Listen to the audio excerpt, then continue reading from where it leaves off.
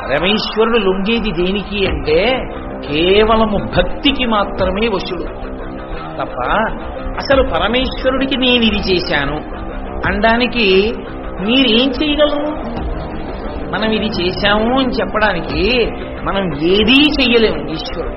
ఎందుకో తెలుసా అండి, శంకర భగవత్పాదులు శివానంద లహరి చేస్తూ అంటారు, శివుడికి ఇవ్వడానికి ఆయనకు ఓ చేతిలో బంగారు కొండ ఉంది, మేరువుని ఇల్లుగా పట్టుకుంటాడు, కాబట్టి మీరేం బంగారం ఇవ్వలేరు. బంగారం అంటే రాత్రి వేళ గబుక్కుని ఏదైనా డబ్బులు కావాల్సి వస్తే మరి వెళ్ళి అమ్మి డబ్బు తెచ్చుకోవడానికి అవకాశం ఉండదు కదా, నా దగ్గర రూపాయలున్నా ఇస్తానంటారేమో. నవనిధులకు అధిపతి అయిన కుబేరుడు ఎప్పుడు పక్కన నిలబడి ఉంటాడు, ఇంకేం ఇస్తాం మనం? ఫోన్లేవయా నీకు నేనేమైనా శుభాలు జరిగేటట్టు చూస్తానంటావా? ఆ శుభాలన్నీ ఆయన కాళ్ళ దగ్గర పడి ఉంటాయి. ఎవరింట్లోనన్నా శుభం జరగాలి అని ఆయన అనుకుంటే ఆయన కాలు కదిపితే మంగళకారణమై పట్టుకుంటుంది గడపని. శుభాలన్నీ ఆయన కాళ్ళ దగ్గర ఉన్నాయి. ఆయన ఇంట్లో సురభి చింతామణిగణే కామధేనువులు కల్పవృక్షాలు ఆయన ఇంట్లో ఉంటాయి. అసలు పెద్ద చింతామణి అమ్మవారు ఆయన